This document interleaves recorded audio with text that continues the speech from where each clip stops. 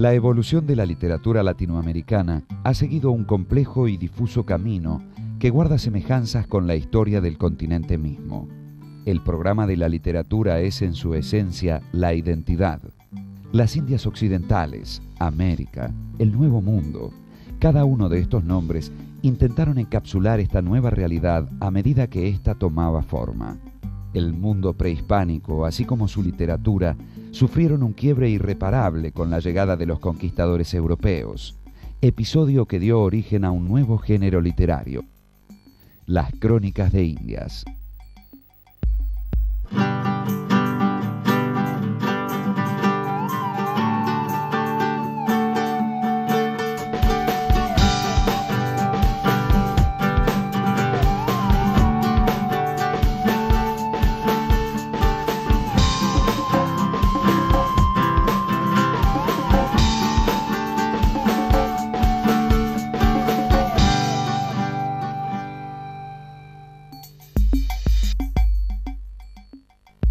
Al mezclar la experiencia del Nuevo Mundo con la lengua y la literatura del Viejo Mundo, la literatura latinoamericana se ubica dentro de una compleja relación de imitación, innovación y antagonismo con respecto a la metrópolis.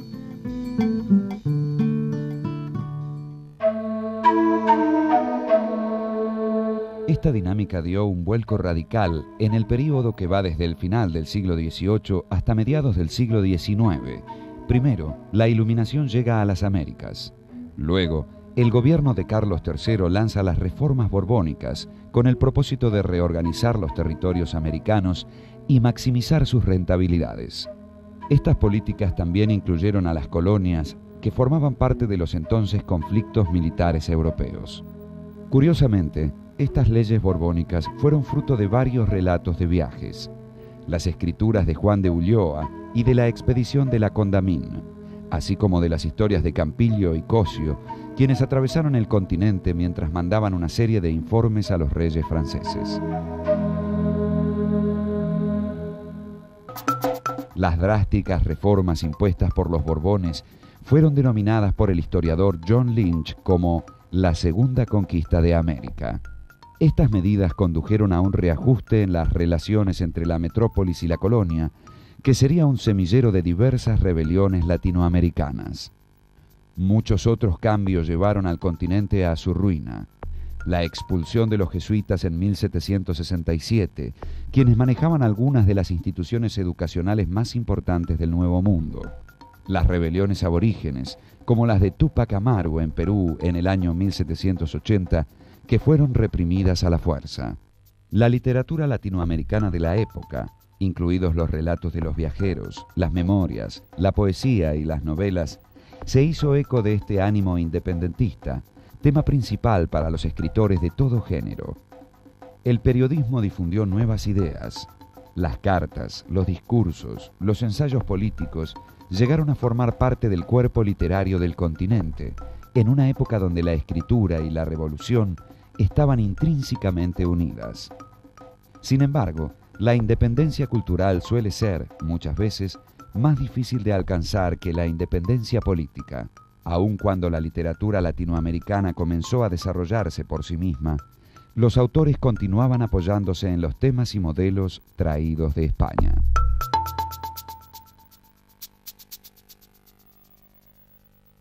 Lo que hacían muy bien los próceres latinoamericanos, que eran durante el día generales, presidentes, legisladores y de noche novelistas, era imitar y cambiar adrede los modelos de novelas europeas muy populares en ese momento.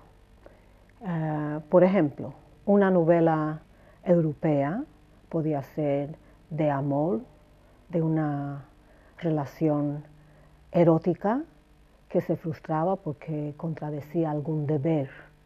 Y los latinoamericanos entendían muy bien que sin deseo no hay deberes que puedan producir una nueva sociedad. El deseo era el campo de batalla.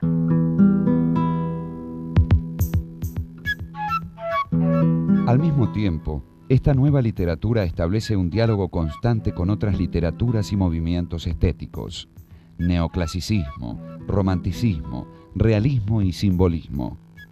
En este entrecruzamiento se constituye la literatura de la independencia, típica del Nuevo Mundo, una literatura que une lo viejo y lo nuevo, lo extranjero y lo nativo, con el fin de tener sus propias creaciones, la primera novela latinoamericana y los comienzos de la poesía gauchesca.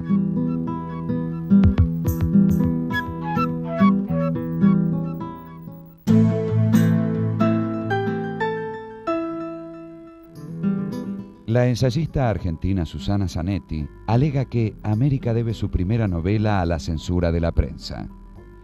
La génesis de la primera novela latinoamericana, El Periquillo Sarniento, corrobora la aserción de la ensayista. Lizardi pertenece, tiene un pensamiento muy ligado al iluminismo, ¿verdad? A la ilustración, y ve la conformación de una sociedad sobre la base de fuertes reformas en el campo de la ética, de la moral, de los comportamientos, y en eso, va a tener bastantes problemas de censura, ¿no?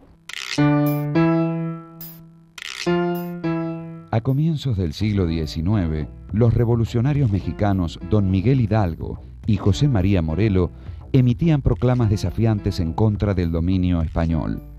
España reaccionó con toda la furia, disipando tal disensión y practicando la censura sobre los medios de comunicación. Lizardi, periodista que firmaba con el seudónimo de El Pensador Mexicano, trató de evadir las censuras del gobierno y publicó en 1816, por entregas, esta famosa novela. Sin embargo, no tuvo mucho éxito. Los últimos 4 volúmenes no se publicaron hasta 1831.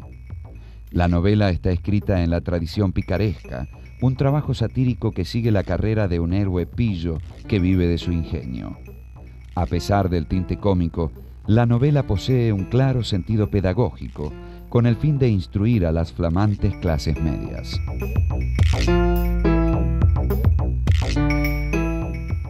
El personaje es casi un personaje típico de la picaresca española, y en este sentido es una novela, la primera novela latinoamericana, que está justamente a medio camino entre esta independencia de los modelos europeos y la generación de nuevas visiones.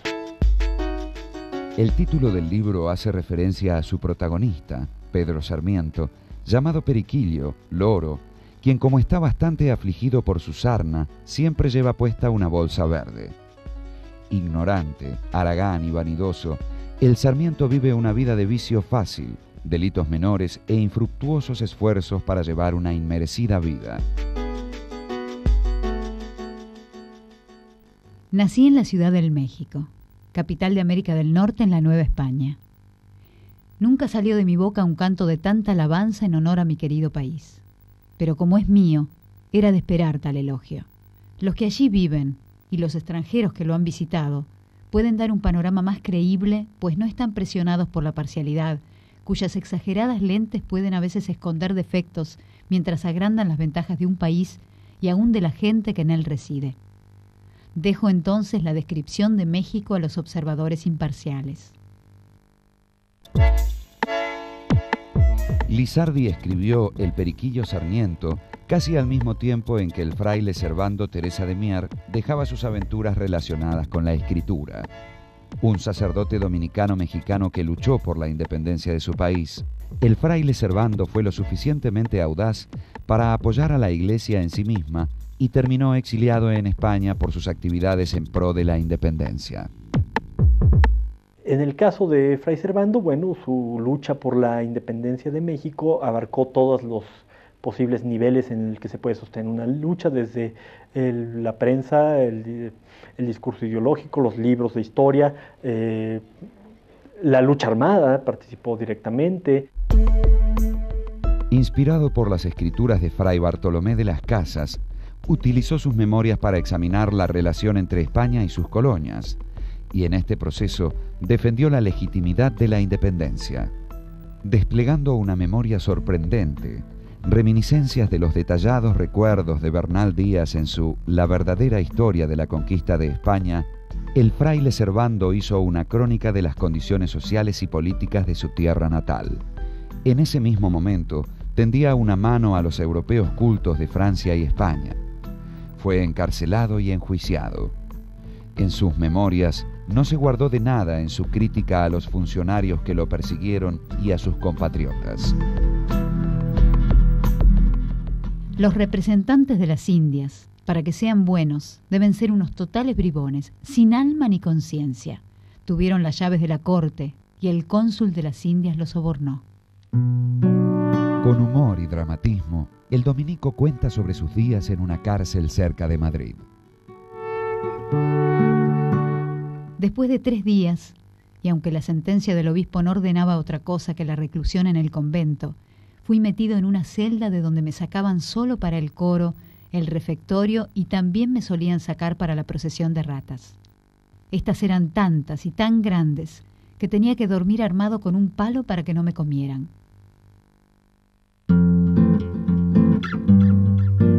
Como Lizardi, Fray Servando escribió en la tradición picaresca, tomando como su vehículo el fantástico relato de los viajes. Usaba hipérbola, sátira y parodia para tratar los temas relacionados con el hambre, la desesperación y la persecución. A través de sus lentes narrativas, los temas sobre persecución y traición se presentan como argumentos a favor de la independencia. Incidentes bizarros que surgen de sus memorias señalan el camino hacia un entendimiento alternativo del cuento y de la experiencia en sí misma.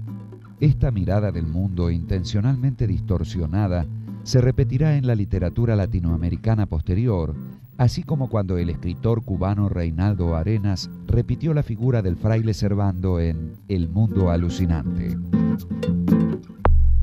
Una tormenta se expandió por toda Europa en el siglo XVIII, un poderoso e irresistible movimiento estético que se conoció como romanticismo.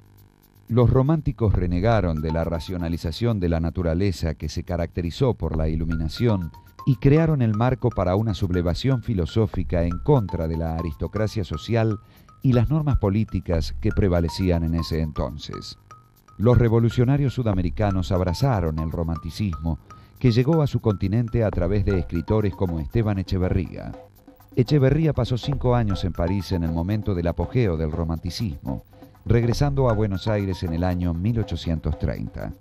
En 1832 introdujo el movimiento al Nuevo Mundo, empezando con la publicación de su poema Elvira o la novia del Plata. Sus publicaciones posteriores, un libro de poemas titulado Consolaciones, el poema La cautiva y su historia El matadero, también exhibieron muchos sellos del romanticismo: la exaltación del ego, el rechazo a la tradición y a las normas clásicas, un retorno a lo simple, destacando a la naturaleza como modelo y motivo, y la búsqueda por una literatura nacional. Estas se volvieron las bases para el principio del romanticismo latinoamericano, ayudando a definir la estética y la filosofía de las culturas nacionales emergentes del continente. La búsqueda tuvo como fin encontrar temas, formas y un vernáculo que destituyó la influencia imperial española. Con este fin, el crítico argentino Juan María Gutiérrez publicó la primera antología de la poesía latinoamericana, América Poética, en 1846. Gutiérrez, un destacado intelectual y fundador, junto con Andrés Bello, de la revista La Librería de América, aconsejó hacer una compleja ruptura con el pasado.